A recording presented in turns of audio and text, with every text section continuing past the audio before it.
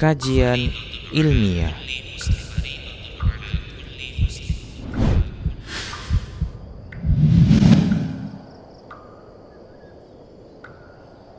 Alhamdulillahirrabbilalamin. Wassalatu wassalamu ala rasulillah amma ba'du. Para pendengar Radio Streaming dan Mengaji, kita kembali di podcast serial Penyakit Hati. Alhamdulillah sudah bersama kita guru kita Ustadz Abu Saib Hafizahullah Ta'ala. Dan nanti ada yang mendampingi kita. Rojak dia agak sedikit terlambat dan sudah di jalan. Ini sudah masuk ke penyakit hati yang ke-17, Al-Kibar. Nah, insya Allah nih dalam beberapa waktu ke depan Ustadz akan menjelaskan tentang penyakit hati yang kita bahas di podcast serial Penyakit Hati kali ini. Dan seperti biasa nanti di segmen berikutnya atau segmen setelah pemaparan materi, kita akan membuka kesempatan untuk pendengar Radio Streaming dan Mengaji dimanapun Anda berada yang mau bergabung di podcast serial Penyakit Hati kali ini, bisa melalui pesan WhatsApp, SMS, ataupun bisa komentar di kolom komentar platform media sosial kita yang melakukan live streaming. Ustadz, penyakit hati yang ke-17, Ustadz, Al-Kibar. Silakan, Ustadz. Baik, bismillahirrahmanirrahim. Assalamualaikum warahmatullahi wabarakatuh. Alhamdulillah. Alhamdulillahi rabbil alamin. Wa asyhadu an la ilaha illallah wahdahu la syarikalah. Wa asyhadu anna Muhammadan abduhu wa rasuluhu la nabiyya ba'dah. Allahumma salli wa sallim ala nabiyyina Muhammad wa ala alihi wa sahbihi wa man tabi'ahum bi ihsanin ila yaumiddin. Allahumma 'allimna ma yanfa'una wanfa'na bima 'allamtana wa zidna ilman. Allahumma aslih lana sya'nana kullahu wa la takilna ila anfusina tarfata 'ainin. Kaum muslimin, pemirsa Medan Mengaji rahimani wa rahimakumullah jami'an. Alhamdulillah di bulan Dzulhijjah ini Allah Ta'ala masih berikan kita kesempatan sampai hari ini. Yang kita tahu saat ini saudara-saudara kita yang melaksanakan ibadah haji di kota suci Mekah, mereka sekarang sedang berkumpul di tanah Arafah, ya, di padang Arafah, di mana mereka di sana akan bermunajat dengan Allah Subhanahu wa Ta'ala, berzikir dan memperbanyak doa kepada Allah Ta'ala. Ini semua rangkaian puncak dari ibadah haji. Mudah-mudahan Allah Ta'ala berikan taufik kepada seluruh ibadah haji di sana dan doa-doanya dikabulkan oleh Allah Ta'ala, lalu ibadah hajinya pun diterima sehingga pulang ke tanah air masing-masing mendapat gelar hajjun mabrur, di mana Rasulullah SAW bersabda, al-hajjul mabrur laisa lahu jazaun illal jannah. Haji yang mabrur ini tidak ada ganjaran yang pas untuknya kecuali hanya surga Allah Subhanahu wa Ta'ala. Dan mudah-mudahan kita yang belum pernah berangkat untuk melaksanakan ibadah haji sebagai rukun Islam yang kelima, mudah-mudahan Allah Ta'ala berikan kita taufik, berikan kita kemudahan untuk bisa diberi kesempatan berangkat melaksanakan ibadah haji yang kita mulai dengan usaha, kita mulai dengan tentu menabung, berdoa, memohon kepada Allah Ta'ala kiranya nanti tahun-tahun depan kita bisa diberikan kesempatan untuk melaksanakan ibadah haji. Taib ikhwati fillah rahimani wa rahimakumullah jami'an. Kita akan lanjutkan bahasan kita di serial penyakit hati ini, di penyakit hati yang ke-17, yaitu Al-Kibar, ya. Kalau sering kita terjemahkan dalam bahasa Indonesia sering disebut dengan sifat sombong. Namun ini akan berbeda pembahasannya dengan sifat sombong yang dimaksud oleh orang Indonesia. Sifat sombong di sini adalah orang-orang yang sikap acuh tak acuh, tidak peduli kepada orang lain. Ya, sikap di mana dia tidak ada empatinya, tidak ada rasa hormat kepada orang lain. Ini lebih cenderung dalam bahasa kita disebut dengan orang yang sombong. Namun Al-Kibar yang kita bahas di sini adalah seperti yang diterjemahkan langsung oleh Rasulullah Sallallahu Alaihi Wasallam. Maksud dari Al-Kibar sini yaitu Al-Kibaru batarul haqqi wa ghamtun nas. Kibar itu adalah menolak kebenaran dan merendahkan orang lain. Nah, dua hal inilah nanti yang akan kita ulas tentang bagaimana itu menolak kebenaran dan juga merendahkan orang lain yang menjadi maksud dari sifat al-kibar yang kita bahas kali ini. Ikhwati fillah rahimani wa rahimakumullahu jami'an. Sifat sombong ini atau al-kibr ini adalah sifat yang merusak ya, seseorang dunia dan akhirat.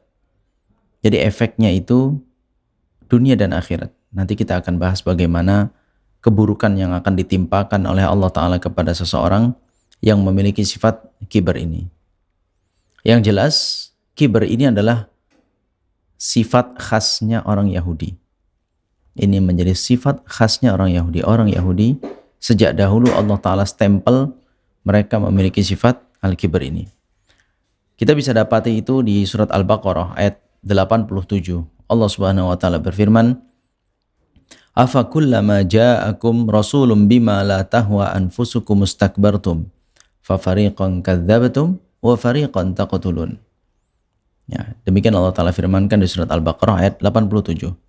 Apakah setiap utusan Allah yang datang kepada kalian lalu mereka tidak sesuai dengan hawa nafsu kalian, tidak sesuai dengan harapan kalian, tidak sesuai dengan keinginan kalian, lalu kalian bersikap kibr, lalu kalian bersikap sombong, maka di antara kalian ada yang mendustakannya, bahkan tidak sedikit di antara kalian pula sampai membunuh para utusan Allah Ta'ala tersebut.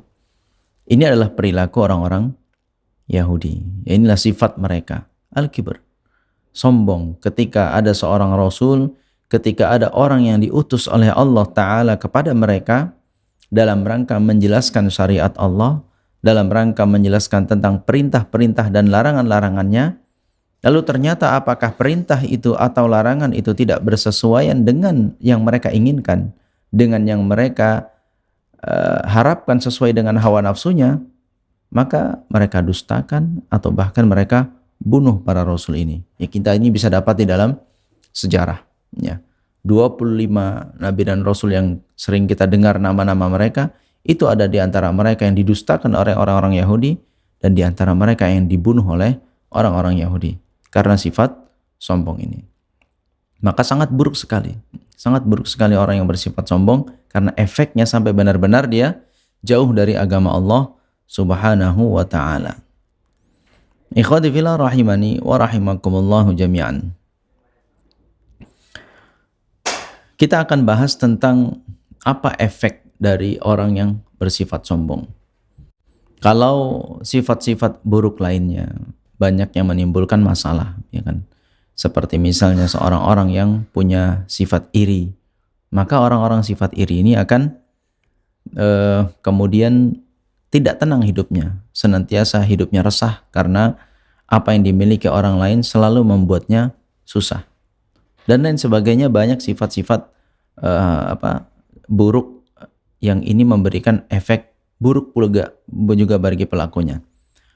Namun hal yang paling buruk yang dikenakan oleh Allah Ta'ala terhadap orang-orang yang bersifat sombong ini, bersifat al-kibr ini, adalah sampai kepada arah hatinya ditutup oleh Allah Ta'ala.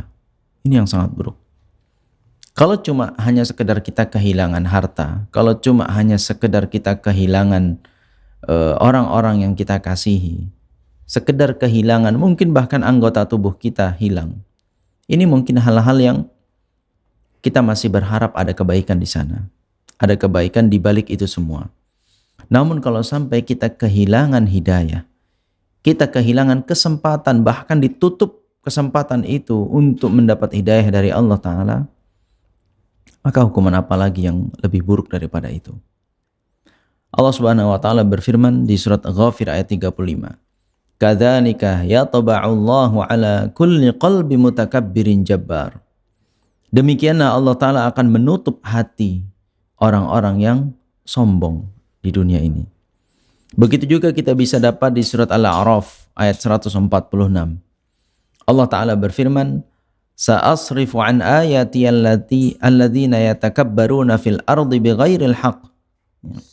Kami akan palingkan ayat-ayat kami dari orang-orang yang berlaku kibr di dunia ini dengan tanpa haknya. Wa iyyaru kulla ayatin la yu'minu biha. andai kata mereka melihat semua ayat, semua tanda yang Allah Ta'ala berikan, niscaya mereka tidak akan mau beriman. Wa iyyara sabila rusdi la yattakhidhuhu sabila. Kiranya mereka pun melihat jalan menuju jalan yang lurus, jalan menuju petunjuk kepada Allah Ta'ala, la yattakhidhuhu sabila. Mereka tidak akan ambil jalan itu. Ya, mereka tidak akan ambil arah menuju ke tempat itu. Justru sebaliknya, wa iyyaru sabilal ghayyi yattakhidhuhu sabila. Jika mereka itu melihat jalan yang menyimpang, jalan yang sesat, justru itulah yang mereka ambil jalurnya. Inilah ikhwati fillah rahimani wa rahimakumullah jami'an. Hukuman di dunia yang Allah Ta'ala berikan untuk orang-orang yang sombong, orang-orang yang punya sifat al-kibr dan tidak bertaubat dari sifat tersebut. Sehingga Allah Ta'ala jadikan mereka berpaling dari jalan yang hak. Tidak bisa menerima kebenaran. Ya, tidak mau menempuh jalan orang-orang yang beriman. Ini adalah hukuman yang sangat-sangat mengerikan. Ya, karena tujuan kita di dunia ini adalah beribadah kepada Allah Subhanahu wa Ta'ala. Tujuan kita adalah untuk merendahkan diri di hadapan Allah Ta'ala, namun justru mana orang-orang yang kibar ini jauh dari petunjuk Allah Subhanahu wa Ta'ala. Itu hukuman di dunia. Ya, di samping tentu secara sosial orang-orang yang punya sifat kibar ini akan dijauhi. Secara ilmu kemasyarakatan gitu ya, hubungan mereka sesama manusia ini akan rusak karena sifatnya yang begitu angkuh. Ya begitu, ya tadi tidak mau menerima nasihat, bahkan dia cenderung kepada merendahkan orang lain. Maka orang-orang seperti ini tentu akan dijauhi oleh manusia. Di akhirat nanti, sebagaimana di Sunan At-Tirmidzi, Nabi SAW di sana disebutkan bersabda, yuhsyarul mutakabbiruna yaumal qiyamati amthala dzarra fi suwarir rijali yaghsyahumudz dhullu min kulli makan. Orang-orang yang bersifat kiber ini mati dalam membawa sifat kibernya pada hari kiamat nanti dibangkitkan akan sebesar dzar, yaitu sebesar dzar itu kayak serangga mungkin. Pokoknya kecil ya. Binatang atau makhluk yang sangat kecil dalam bentuk manusia. Ya, yang lainnya dibangkitkan secara normal. Orang-orang yang punya sifat kibar ini dibangkitkan dengan tubuh yang sangat-sangat kecil. Sehingga dia mendapat kehinaan dari semua sisi. Orang tak memperdulikannya, bahkan hampir terinjak, mungkin ketendang, mungkin tertiup angin orang yang lewat dan seterusnya. Hina sekali seperti sampah yang kalau kita lihat berserakan di jalanan. Jadi betul-betul tidak dimuliakan sama sekali. Begitulah nanti Allah Ta'ala bangkitkan di akhirat orang-orang yang punya sifat kibir. Itu tetap al-jaza'u min jinsil amal. Ketika di dunia dia merasa besar, ketika di dunia dia merasa dirinya lah yang paling ini dan itu, maka Allah Ta'ala jadikan mereka nanti saat dibangkitkan pada hari kiamat menjadi sangat-sangat kecil. Dan orang tidak akan menghiraukannya sama sekali. Dan begitu pula ancaman bagi orang-orang yang memiliki sifat kibar ini. Nabi SAW bersabda, La yadkhulul jannata man kana fi qalbihi mithqalu dzarratin min kibrin. Tidak akan masuk surga siapapun yang di dalam hatinya punya sifat kibar, walaupun itu hanya sebesar dzarrah. Dzarrah seperti yang pernah kita sebutkan, seperti digambarkan semut yang sangat kecil. Digambarkan dzarrah itu seperti besarnya debu yang berterbangan. Ya, segitu pun kadar kibar dalam hati seseorang, ini bisa menyebabkannya tidak masuk surga. Na'udzubillah min dzaliknya. Begitu ikhwati fillah rahimani wa rahimakumullahu jami'an. Jadi itulah hukumannya. Itulah hukuman yang akan Allah Ta'ala timpakan kepada orang-orang yang punya sifat kibar. Di dunia mereka tertutup hatinya, sulit menerima kebenaran, ya, jauh dari arah yang benar, justru malah mereka tersesat jalannya di dunia, dibangkitkan dengan fisik yang sangat kecil, ya, dihinakan oleh Allah Ta'ala dan tidak akan masuk surga. Na'udzubillah min dzalik. Kemudian ikhwati fillah rahimani wa rahimakumullah jami'an. Beberapa catatan terkait dengan sifat ini adalah apakah ketika seorang memiliki harta, ya, ketika seorang memiliki kemampuan untuk membeli pakaian yang bagus, membeli alas kaki yang bagus, membeli kendaraan yang bagus, sehingga dengan itu dia keluar dari rumah memperlihatkan atau menampakkan apa yang Allah Ta'ala berikan untuknya. Apakah orang-orang seperti ini masuk dalam kategori kibr, masuk dalam kategori orang yang sombong, masuk dalam kategori orang-orang yang pamer? Karena dahulu pernah kan Qarun, ya, Qarun laknatullahi alaihi pernah sengaja keluar dari istananya melakukan arak-arakan, ya kan, dia mengenakan pakaian terbaiknya, dia pertontonkan berapa jumlah hartanya, dia pertontonkan berapa banyak budak yang dia miliki, pakaian apa saja yang dia miliki, perhiasan apa saja yang dia miliki, semua dia pertontonkan. Dia buat pameran, dia buat pertunjukan untuk semua orang, sehingga menjadi fitnah bagi siapapun yang melihat itu. Ada yang kagum, itu orang-orang yang terpaut dengan dunia. Ada orang yang merasa biasa saja karena memang dunia itu bukan tujuannya. Ala kulli hal, kita kembali lagi kepada bahasan kita. Apakah ketika seorang punya kemampuan untuk beli kendaraan, pakaian yang bagus, lalu dia kenakan untuk keluar dari rumah, apakah ini termasuk kibr? Jawabannya tidak secara mutlak, ya. Tidak mesti seperti itu, ya. Hal itu pernah ditanyakan oleh para sahabat ketika Nabi SAW sabdakan tadi bahwasanya tidak akan masuk surga orang-orang yang dalam hatinya ada sifat kibr walaupun hanya sebesar dzarrah. Maka para sahabat bertanya, ya Rasulullah, inna rajula yuhibbu an yakuna thawbahu hasanan wa na'luhu hasanah. Wahai Rasulullah, bukankah setiap orang itu suka memakai pakaian yang bagus, memakai alas kaki yang bagus? Maka Nabi SAW bersabda, innallaha jamilun yuhibbul jamal, al-kibru batarul haqqi wa ghamtun nas. Sungguh Allah Ta'ala itu adalah zat yang maha indah dan menyukai keindahan, mencintai keindahan. Yang dimaksudkan sombong, al-kibr, adalah menolak kebenaran dan merendahkan orang lain. Maka ikhwati fillah rahimani wa rahimakumullah jami'an, jika seseorang punya kemampuan, ya, jika seorang punya kemampuan tidak dalam rangka berlebih-lebihan, tidak dalam rangka memamerkan harta, maka ketika dia membeli pakaian yang bagus lalu dia kenakan, memiliki kemampuan membeli kendaraan yang bagus lalu dia gunakan, ini tidaklah termasuk langsung dikatakan sombong selama niatnya adalah untuk mensyukuri nikmat Allah dan dia kenakan, dia pakai dengan cara yang proporsional. Kenapa dia pakai pakaian bagus? Karena dia akan menghadiri satu acara yang membutuhkan dia mengenakan pakaian yang bagus, karena orang-orang yang hadir di situ berpakaian bagus-bagus. Kenapa dia pakai kendaraan yang bagus? Karena sesuai kebutuhan.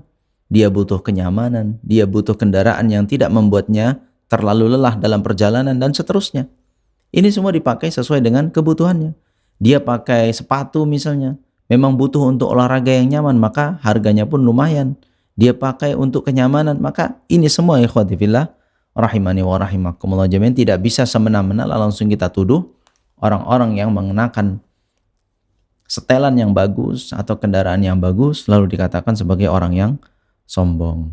Karena itu terkait dengan kemampuan dirinya, selama itu tidak berlebihan, selama itu tidak memaksakan diri, dan selama itu sesuai dengan konteksnya, sesuai dengan proporsional, ya, maka ini tidaklah dikatakan sebagai orang yang sombong. Begitu ya, ikhwati fillah rahimani wa rahimakumullah jami'an, kecuali dia mengenakan pakaian itu dalam rangka untuk tadi merendahkan orang yang tidak bisa atau tidak sanggup membeli pakaian semahal dia.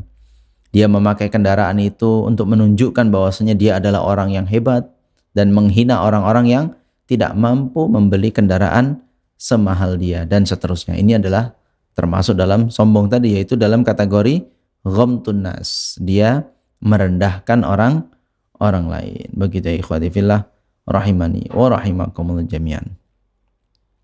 Taib, kita ambil ibrah ya. Kita ambil pelajaran tadi dari Qarun yang sudah saya kupas sedikit tentang bagaimana salah satu bentuk kesombongan yang ditunjukkan oleh Qarun. Allah Subhanahu wa taala berfirman, ya, Inna Qaruna kana min qaumi Musa fabagha alaihim wa atainahu minal kunuzi ma inna mafatihahu latanu'u bil usbati ulil quwwah idh qala lahu qaumuhu la tafrah innallaha la yuhibbul farihin. Sungguh Qarun adalah termasuk kaumnya Nabi Musa. Lalu ia bersikap buruk, ya, bersikap menentang kepada mereka. Allah Ta'ala berikan kepada Qarun ini perbendaharaan, gudang-gudang harta. Yang kunci gudangnya itu harus diangkat oleh beberapa orang yang bertubuh kekar. Ya, orang yang punya kekuatan yang besar, ya, punya tubuh yang gempal. Itu ya orang-orangnya, beberapa orang bahkan seperti itu yang sanggup mengangkat kunci-kunci gudang hartanya Qarun. Lalu ketika disampaikan kepadanya, kaumnya mengatakan, janganlah engkau berlaku sombong, janganlah engkau berlaku pamer. Sesungguhnya Allah Ta'ala tidak menyukai orang-orang yang berlaku sombong seperti itu. Kemudian lanjut ayat ini menjelaskan, Allah Ta'ala berfirman, فَخَسَفْنَا بِهِ وَبِدَارِهِ الْأَرْضَ فَمَا كَانَ لَهُ مِنْ فِئَةٍ يَنْصُرُونَهُ مِنْ دُونِ اللَّهِ وَمَا كَانَ مِنَ الْمُنْتَصِرِينَ. Ya. Lalu Allah Ta'ala tenggelamkan Qarun ke dalam bumi. Allah Ta'ala tenggelamkan Qarun ke dalam bumi beserta dengan seluruh harta bendanya. Ya. Pertanyaannya, ikhwati fillah rahimani wa rahimakumullah jam, yang perlu kita ambil ibrah di sini adalah kenapa ditenggelamkan? Ya, kenapa dimasukkan ke dalam bumi? Kita perhatikan banyak sekali Allah Ta'ala memberikan hukuman yang kontan kepada orang-orang yang bermaksiat kepada Allah Ta'ala. Apakah yang Allah Ta'ala timpakan kepada Bani Israel, kepada kaum Samud, kepada kaum Ad, macam-macam. Ada yang disambar petir, ada yang ditiup angin, ada yang dimatikan seketika oleh Allah Ta'ala, dan seterusnya. Banyak sekali bentuk-bentuk azab yang Allah Ta'ala turunkan kepada sekelompok manusia yang bermaksiat kepada Allah Ta'ala. Nah, Qarun ditenggelamkan ke dalam bumi. Ini lain lagi. Dimasukkan ke dalam bumi, ditelan oleh bumi. Maka para ulama menyebutkan ini sesuai dengan amalannya. Al-jaza'u min jinsil amal. Ketika dia di dunia merasa paling tinggi, ketika di dunia dia merasa paling hebat sehingga orang lain rendah di matanya, sehingga orang lain dianggap kerdil di hadapan matanya, maka tempat yang paling tepat untuk orang seperti ini adalah ditaruh ke tempat yang paling rendah, yaitu ke dasar bumi. Tempat yang dipijak-pijak oleh manusia, tempat yang tidak terlihat oleh manusia. Sehingga orang yang awalnya merasa tinggi, merasa hebat, merasa paling besar dibandingkan manusia yang lainnya, maka tempat yang layak untuk orang tersebut adalah dimasukkan ke dalam dasar bumi. Nah, begitulah Allah Ta'ala tunjukkan hukuman atau azab kepada orang-orang yang berlaku sombong. Maka ikhwati fillah rahimani wa rahimakumullah jami'an, kita ambil pelajaran dari hal tersebut. Ya, jangan sampai kita termasuk orang-orang yang batarul haq, menolak kebenaran. Fir'aun yang menolak kebenaran yang disampaikan oleh Nabi Musa alaihi salam, mana dia sekarang? Allah Ta'ala tenggelamkan ke dalam lautan. Dan bahkan jasadnya Allah Ta'ala awetkan sampai hari kiamat sebagai pelajaran bagi umat-umat atau orang-orang setelahnya yang ingin bersikap seperti Fir'aun, berlaku sombong.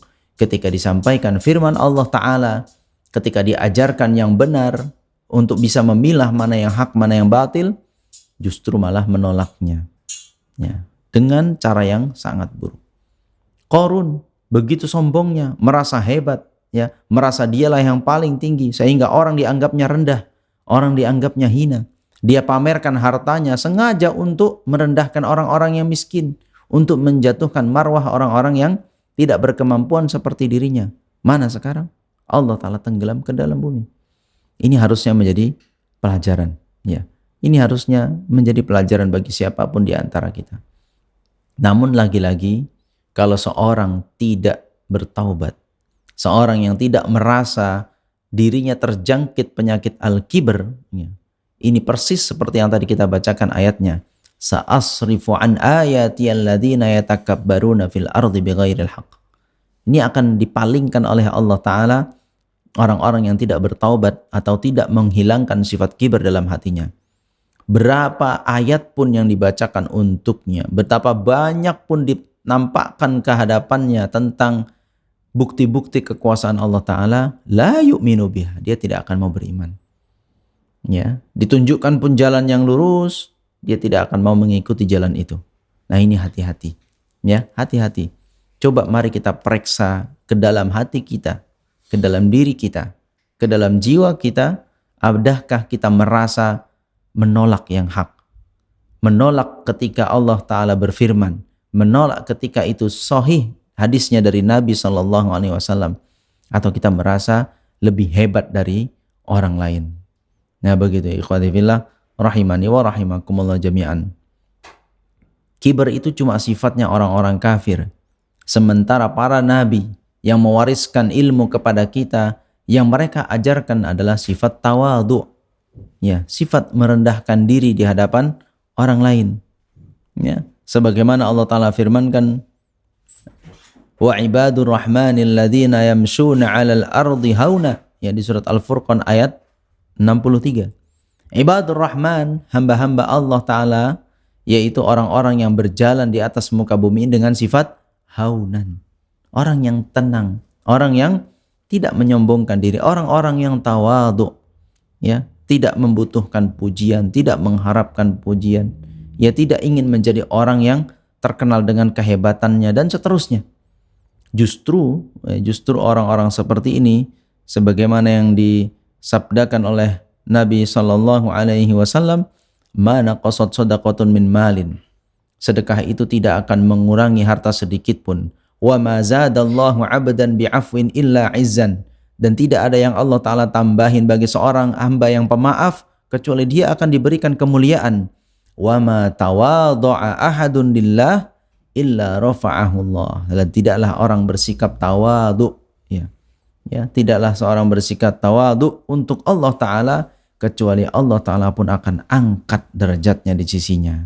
Begitu ikhwati fillah rahimani wa rahimakumullah jami'an. Ini adalah ajaran para nabi, ajaran Nabi kita sallallahu alaihi wasallam, agar kita ini bersifat tawadhu, agar kita bersifat tidak menyombongkan diri, tidak berlaku kiber di hadapan orang lain. Begitu ikhwati fillah rahimani wa rahimakumullah jami'an. Dan mari kita berlindung kepada Allah Ta'ala dari sifat kiber. Ya, sedikit pun dia ada dalam diri seseorang, maka ini bisa menyebabkan pelakunya diharamkan masuk ke dalam surga. Ya, karena dengan bibit-bibit sifat kiber inilah kemudian dia akan menolak kebenaran, kemudian dia akan jatuh dalam kesyirikan, jatuh dalam kekufuran, jatuh ke dalam maksiat kepada Allah Ta'ala, dan seterusnya dan seterusnya. Dengan sifat tawadhu, dengan sifat merendahkan diri, orang akan sangat mudah menerima kebenaran, mudah menerima nasihat, mudah mengikuti jalan yang lurus, dan dia sangat-sangat menghormati siapapun orangnya, tidak berlaku merendahkan kepada orang lain. Nah, itulah ikhwati fillah rahimani wa rahimakumullah jami'an, tema kita di siang hari ini, ya, bahwasanya kiber itu tadi seperti yang dikatakan Nabi SAW, bukanlah kiber orang-orang yang berpakaian bagus, ya, mengemakan alas kaki yang bagus, pakai kendaraan yang bagus. Bukan itulah orang-orang yang kiber secara langsung, ya. Namun kiber ini tepatnya adalah orang-orang yang batarul haq, orang yang menolak kebenaran, wa ghamtun nas, dan merendahkan orang lain. Ini titik poin yang harus kita periksa selalu dalam diri kita. Apakah ada kebenaran yang kita tolak, ataukah ada kita merasa lebih tinggi daripada orang lain? Demikian. Aqulu qauli hadza wa astaghfirullah li wa lakum innahu huwal ghafurur rahim. Baik, Masya Allah, jazakumullah khairan Ustaz atas pemaparan materinya, dan kita persilahkan bagi pendengar radio streaming dan mengaji yang mau bergabung di podcast serial Penyakit Hati kali ini, silahkan bisa melayangkan pertanyaannya melalui pesan WhatsApp atau SMS, juga bisa komentar di kolom komentar platform media sosial kita yang melakukan live streaming. Ini kalau misalnya di sekarang ada fenomena flexing, Ustaz. Flexing, Ustaz. Tahu ya, Jak? Flexing atau pamer. Pamer, dan itu dia sifatnya kadang ya kalau di media sosial pasti ada selalu pro kontra ya, Ustaz. Tapi kita mungkin nanti mau mendengar dari sisi syariatnya, pandangan syariatnya gimana, Ustaz. Karena kan ini pamernya dia yang selalu update dengan barang-barang yang dia miliki gitu. Misalnya handphone terbaru, pakaian juga tren yang terbaru dan segala macamnya gitu. Tapi sebelum ke sana kita ada hutang pertanyaan, Ustaz, yang perlu dibacakan di pekan lalu. Baik. Kita bacakan dulu ya, Ustaz. Bismillah. Assalamualaikum. Bagaimana hukum sedekah subuh? Saya niat sedekah subuh, tapi saya memasukkan uang ke kotak infak masjid. Apakah saya mendapatkan pahala sedekah subuh? Silakan, Ustaz. Baik. Waalaikumsalam warahmatullahi kepada penanya tadi. Barakallahu fiik, bagus sekali pertanyaannya tentang sedekah subuh ya. Wallahu alam, ana belum pernah mendapati tentang keutamaan khusus tentang sedekah subuh ini gitu kan. Walaupun ini tentu secara umum adalah perbuatan yang sangat baik. Kita membuka hari kita dengan bersedekah di jalan Allah Subhanahu wa taala. Mudah-mudahan dengan dimulainya pagi kita ya, atau hari kita mulai dengan bersedekah, ini akan memberikan kelapangan kita di hari tersebut yang akan kita lewati. Ala kulli hal ya kan, kita bersedekah itu tidak mesti subuh ya. Di waktu-waktu lain pun, sebelum tidur, ketika bangun tidur, di tengah hari atau di sore hari, silahkan. Itu punya keutamaan tersendiri bersedekah di jalan Allah Subhanahu wa ta'ala. Yang harapannya tadi ya, harapannya kita sedekah ini adalah bagian dari harta yang kita simpan untuk nanti kita petik buahnya di hari akhirat. Itu paling terakhirnya. Sebelumnya tentunya Allah Ta'ala akan mengganjar kita dengan balasan-balasan di dunia ini atas sedekah yang kita keluarkan di masa hidup kita. Ya, begitu ya ikhwati fillah rahimani wa rahimakumullah jami'an. Tapi itu mungkin yang Anda tangkap dari pertanyaan sedekah subuh ini. Berarti nggak ada keutamaan khusus, Ustaz? Wallahu alam, dari situ Anda belum pernah dapati ada hadis khusus atau ayat khusus yang berkenaan dengan bersedekah di subuh hari. Yang ada adalah combo dia, seperti yang pernah Nabi SAW tanyakan, siapakah di waktu subuh ini yang sudah bersedekah, siapakah yang di waktu subuh ini sudah mengantarkan jenazah, siapakah yang di waktu subuh ini sudah menjenguk orang yang sakit, siapa yang di waktu subuh ini sedang berpuasa. Yang itu semua Abu Bakar As-Siddiq lah pelakunya. Itu bertunjuk tangan waktu subuh itu sudah melakukan itu semua. Maka kata Nabi SAW, tidak terkumpul pada seorang 4 hal ini di satu hari kecuali dia akan masuk ke dalam surga. Itu yang Anda dapati, pernah dengar dan pernah membaca hadis seperti itu. Namun khusus sedekah di subuh hari, wallahu a'lam. Baik, Masya Allah. Tapi agak sulit kayaknya, Ustaz ya, kalau untuk yang 4 tadi ya, Ustaz. Mengantar jenazah di sebelum subuh. Makanya surga kan. Pagi-pagi udah ada ngunjungi orang sakit. Udah ngunjungi orang sakit ya. Ada jenazah yang diantar. Itu siap. Makanya jelas ganjarannya juga surga tadi, Ustaz. Dan ini combo ya, Ustaz, bukan salah satunya gitu ya, Ustaz. Baik, Ustaz, kalau kita melihat definisinya sebelum tadi cerita flexing, tadi kan al-kibr, batarul haq atau menolak kebenaran, dan gamtun nas gitu ya, merendahkan orang lain. Ini paketan atau salah satunya aja terdapat dalam diri seseorang, dia udah termasuk kiber tadi atau sombong tadi? Ya, ini adalah salah satunya pun sudah masuk. Ya, salah satunya. Namun biasanya memang sudah sepaket. Ketika orang sudah batarul haq, biasanya sepaket dia juga merendahkan orang lain. Langsung begitu ikut, juga sebaliknya gitu kan. Ketika ya, karena tadi kalau kita ambil sampel adalah batarul haq itu Fir'aun, maka secara otomatis seorang ketika menolak kebenaran, di sisi lain dia merendahkan orang yang menyampaikan kebenaran itu. Dia tolak kebenaran itu. Dan kalau kita ambil sampel orang yang merendahkan orang lain adalah Qarun tadi ya, yang dia memamerkan hartanya, menganggap orang lain itu kecil, maka di sisi lain dia tidak menerima nasihat untuk tidak berlaku pamer seperti itu.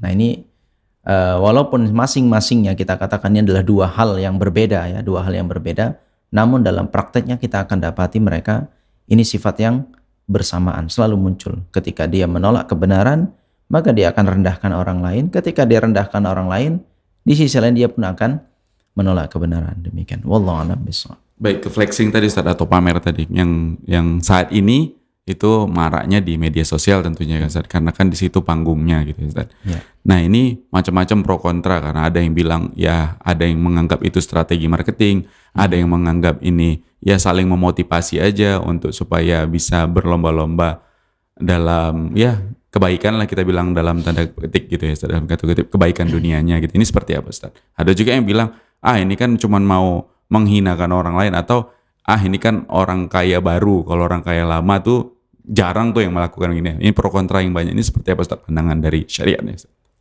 Taib ikhwati fillah rahimani wa rahimakumullah jami'an.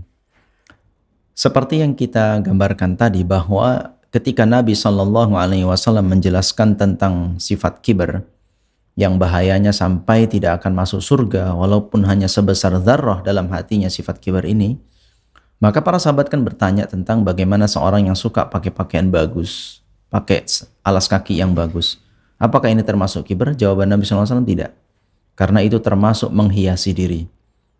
Dan Allah Subhanahu wa Ta'ala adalah zat yang maha indah dan menyukai keindahan. Kalau seorang menikmati harta yang Allah Ta'ala berikan atau Allah Ta'ala titipkan kepadanya ini, lalu dia menunjukkan nikmat tersebut, ya, menunjukkan bahwasanya Allah Ta'ala, dia mensyukuri Allah Ta'ala sudah memberikannya begini dan begitu, dan itu sesuai dengan batas kemampuannya, maka ini tidak termasuk dalam kibir tadi. Namun kalau kemudian digunakan untuk yang lain, karena kita tahu ya, harta itu adalah bisa menjadi keutamaan yang baik bagi seseorang, di sisi lain harta ini bisa menjadi sisi buruk ya, sisi buruk bagi seseorang kalau dia tidak bisa manfaatkan harta itu yang ada pada dirinya. Ya, karena kekayaan itu akan baik ketika di tangan orang yang bertakwa. Namun kekayaan itu akan buruk kalau di tangan orang-orang yang tidak bertakwa kepada Allah Ta'ala. Sikap flexing ini, wallahu alam, mana tidak dapati kebaikan di sana. Apa yang mau dia dapati dari sifat memotivasi orang kepada dunia juga tidak bagus. Memotivasi orang untuk memakai pakaian atau kendaraan seperti dirinya juga tidak ada arah kebaikannya di sana. Wallahu alam, Anda belum dapati di sana ada sisi baiknya ketika orang memamerkan harta kepada dirinya. Yang ada malah keburukan tadi yang bisa saya dapati. Satu, bisa mengarahkannya jatuh kepada merendahkan orang lain yang tidak bisa mendapat pencapaian seperti dirinya. Bahkan bisa menjadikan orang jatuh kepada ain ya, kepada pandangan yang hasad. Justru ini malah buruk kepada orang tersebut. Ya, kita bisa dapati kemarin saat pembahasan tentang hasad, gara-gara pandangan orang yang iri, itu malah bisa berakibat buruk. Anda pamer rumah karena ada pandangan orang yang hasad ya, sehingga kena ain rumah itu, bisa terbakar, bisa kebanjiran, bisa roboh. Kendaraan gitu orang memandangnya dengan pandangan yang hasad, bisa kendaraan itu tiba-tiba mogok, tiba-tiba mesinnya bermasalah, dan lain sebagainya, padahal dalam kondisi sebelumnya yang baik-baik saja. Nah ini malah buruk gitu kan. Anda pamer kecantikan, Anda pamer cincin baru, perhiasan baru begitu. Itu bisa saja ketika orang memandangnya dengan pandangan yang hasad, ini justru malah bisa kena macam-macam itu kan. Nah kita dapati kan banyak orang yang flexing sekarang tiba-tiba yang tadinya pamer keluar negeri segala macam, tiba-tiba dalam penjara. Yang tadinya pamer kendaraan, tiba-tiba tangannya diborgol. Ini bisa jadi salah satunya karena orang ain itu. Yang kendaraannya tadinya bagus, diparkir di garasi rumahnya, sekarang parkirnya sudah di garasinya KPK dan seterusnya gitu kan. Wallahu alam itu kan, sudah begitu perubahan ini sangat begitu cepat sekali gitu. Nah, wallahu alam apakah itu efek dari itu semua gitu. Ala kulli hal, tidak pernah orang-orang soleh, bahkan tidak sedikit orang-orang soleh terdahulu itu kaya raya gitu kan. Imam Abu Hanifah, saudagar kaya raya. Dahulu zaman sahabat Utsman bin Affan radhiyallahu anhu, orang kaya raya. Ya, dan banyak orang-orang kaya dari orang-orang yang soleh, tapi sikap mereka tak pernah seperti itu, menunjukkan kekayaannya di hadapan orang-orang yang miskin atau orang-orang secara umum. Tidak pernah. Mereka hanya pakai pakaian sesuai dengan konteksnya.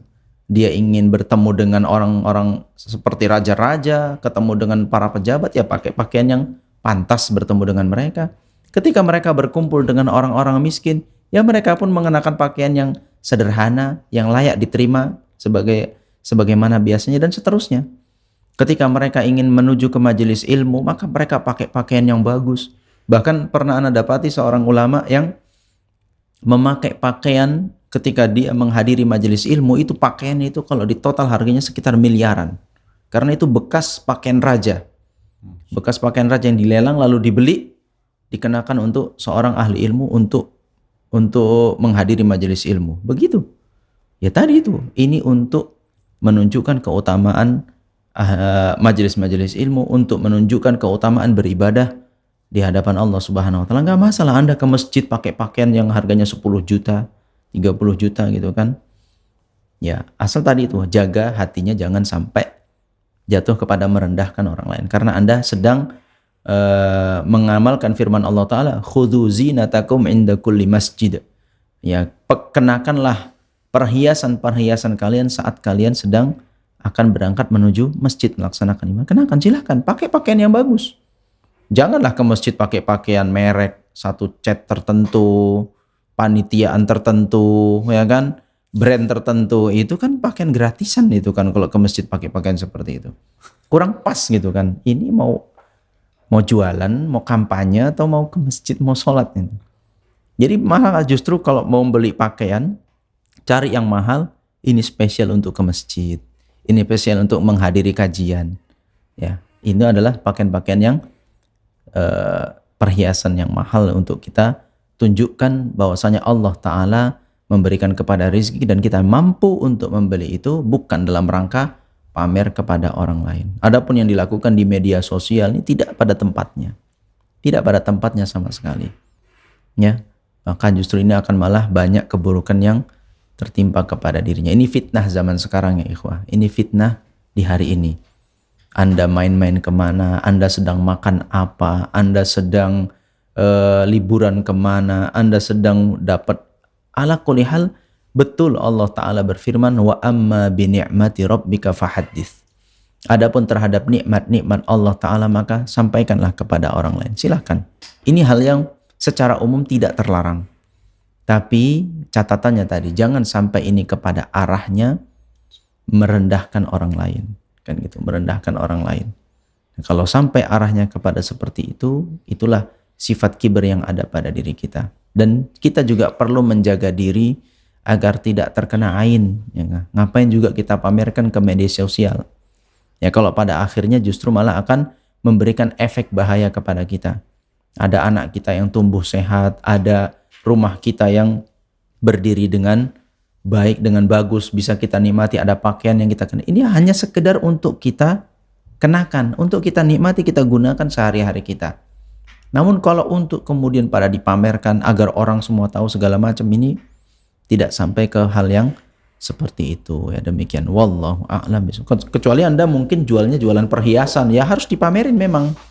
Saya jual perhiasan, saya jual kendaraan, saya jual pakaian. Nah, kalau memang dipamerkan, dipajang, itu tujuannya untuk mengundang orang membelinya, nah ini beda ya pembahasannya.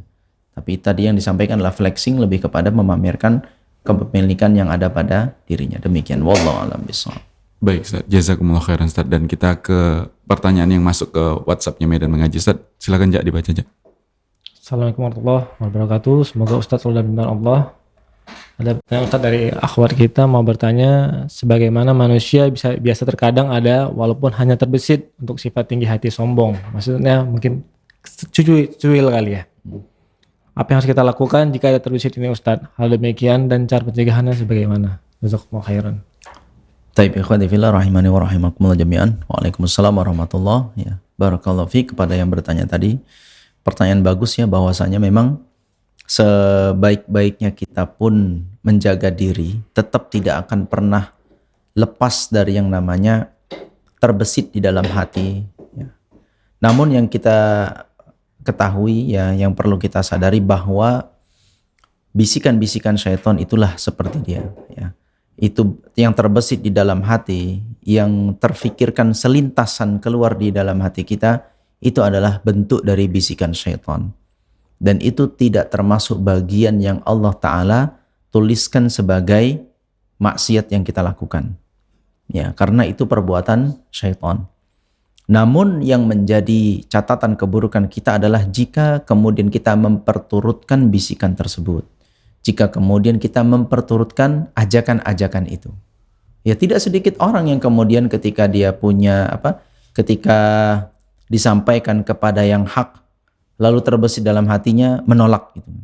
Itu tidak sedikit, banyak orang begitu gitu kan. Di awal-awal mungkin dia masih baru belajar, ketika disampaikan yang hak, ketika disampaikan kepadanya nasihat dari firman Allah Ta'ala, dari hadis Nabi SAW, lalu terbesit dalam hatinya, kok kayaknya nggak cocok nih kan. Kok kalau dia yang nyampaikan kok kayaknya aku nggak terima. Kok kayaknya kalau beliau yang ngomong aku nggak cocok gitu kan. Begitu saja, memang kadang begitulah. Itu bisikan syaitan. Itu bisikan syaitan untuk kita menolak kebenaran tersebut. Namun sadarilah bahwasanya itu adalah bisikan syaitan dan jangan ikuti dengan perilaku setelahnya. Ya, memang kalau dia yang nyampein nggak enak, tapi ini kan betul gitu kan. Harus diterima. Ya memang betul kalau ustadz itu yang nyampaikan agak-agak kayak gimana gitu kan, tapi ini hak gitu kan, ini hak, maka diterima. Jadi yang diterima itu adalah haknya, yang diterima adalah kebenarannya. Masalah Anda agak melihat orang yang menyampaikannya itu kurang tepat gitu ya, bisa saja mungkin nasihat itu disampaikan seorang pemabuk, nasihat itu disampaikan seorang yang ahli maksiat gitu kan, bisa saja yang keluar dari lisannya itu adalah kebenaran, maka yang kita terima adalah kebenarannya. Yang kita terima adalah haknya, bukan kemudian membenarkan atau kemudian langsung harus memuliakan orang yang menyampaikannya. Nah, itu belum tentu. Itu hal yang berbeda gitu. Ya, jadi itu ala kuliah. Begitu juga terkadang kita akan merasa hebat ketika kita punya pencapaian tertentu, kita punya prestasi tertentu sehingga melihat orang lain seolah-olah di bawahnya. Saya nomor 1, Anda nomor 2, Anda nomor 3, Anda nomor sekian di bawah saya. Ini memang terkadang begitu dibisitkan oleh syaitan. Lagi-lagi itu bisikan syaitan yang merayu kita untuk bersikap kiber tadi. Wah hebat kamu, dia nggak seberapa itu. Wah bagus bajumu ini, dia itu bajunya murahan. Wah bagus kendaraanmu ini, nggak seperti yang itu kendaraannya mogok-mogok dan seterusnya. Itu akan dibisikkan oleh syaitan. Namun insya Allah itu tidak langsung dihitung sebagai keburukan yang kita lakukan. Yang keburukan setelahnya adalah jika kita memperturutkan bisikan itu. Wah bagus kendaraanmu, tidak seperti kendaraan. Iyalah, betul juga memang. Itu kendaraan apaan kan gitu kan. Itu kok dibilang kendaraan. Itu cocoknya rongsokan itu anak. Ini kalau diperturutkan seperti itu bisikannya, nah itulah jatuh. Apalagi dengan perbuatan setelah itu ngomong lagi. Itu mobil becak gitu kan. Diturutkan, ditambah lagi dengan perilaku setelahnya. Nah ini akan berturut-turut. Nah ini kalau diperturutkan begitu, itulah Anda terjatuh dalam al-kibar tadi. Tapi kalau ada bisikan, wah bagus nih bajumu, itu baju apa kayak begitu kan. Astagfirullah, enggak.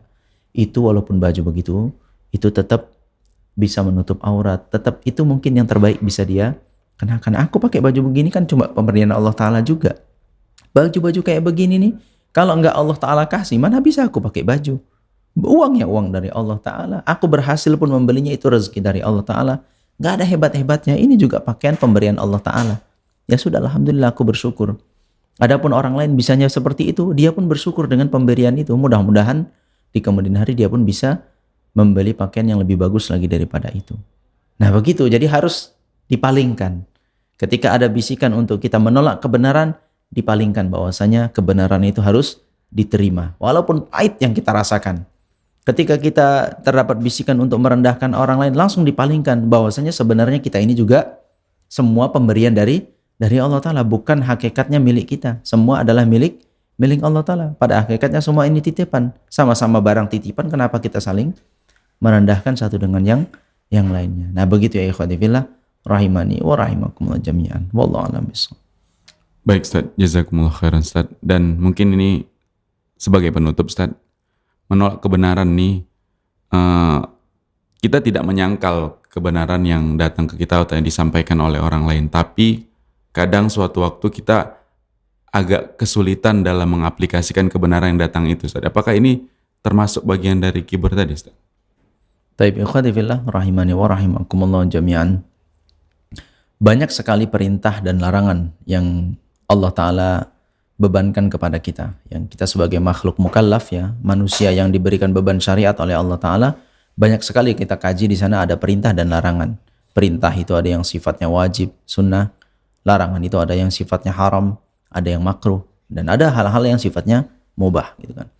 Ala kulli hal kita kembali kepada kaidah yang disebutkan oleh Rasulullah sallallahu alaihi wasallam, "Idza amartukum bi syai'in fa'tu minhu mastata'tum." Jika aku perintahkan sesuatu kepada kalian, maka lakukanlah semampu kalian.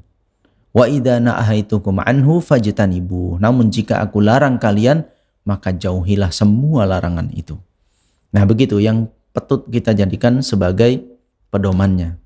Ya, betul, kita kadang mendapati nasihat, kita mendapati. Kalau itu sifatnya perintah, maka lakukan semampunya. Tidak mesti semuanya harus dilakukan seketika itu pula, tidak. Lakukan semampunya. Sama ketika kita mendapat perintah bahwasanya haji itu rukun Islam yang kelima, wajib bagi kita. Itu kalau kita punya kemampuan, maka kita lakukan semampu kita. Hari ini kemampuan kita hanya baru menabung saja dulu, lakukanlah sesuai dengan kemampuan itu. Hari ini kemampuan kita hanya bisa mendaftar dulu, belum bisa berangkat, ya lakukan sesuai dengan kemampuannya. Berangkatnya kapan-kapan terserah nanti bagaimana rezeki yang Allah Ta'ala berikan. Hari ini sanggupnya cuma sampai asrama haji cuma, gitu kan. Sampai asrama haji ternyata terjatuh sakit sehingga gagal berangkat, ya sudah, itulah kemampuan yang sanggup kita lakukan. Nah, begitu. Namun untuk hal yang sifatnya larangan kita jauhi. Tidak ada semampu kalian. Nah gitu, kalau sifatnya larangan maka jauhilah.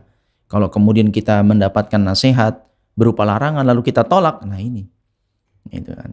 Begitu ya ikhwati fillah. Ala kulli hal, dalam rangka menjalankan perintah dan menjauhi larangan, kita terkadang sebagai manusia ini kadang iman itu naik dan turun. Saatnya naik, mungkin semua larangan bisa kita hindari, semua perintah bisa kita laksanakan.